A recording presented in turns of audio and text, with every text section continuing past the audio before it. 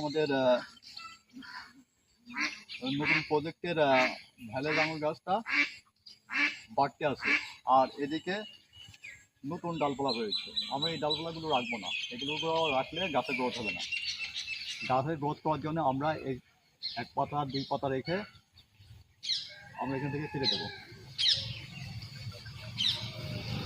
2 পাতা রেখে কেটে দেবো এই ডালগুলো।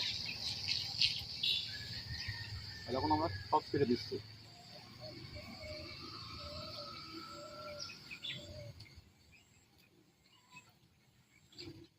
আমাদের মাথার থেকে বড় হয়ে গেছে। এখন আমরা কি করব, আমরা এই ডালটা এখানে কেটে দেবো। কেটে দিলে যে 2টা ডাল বেরোবে, সেই 2টা ডালই আমরা রাখবো।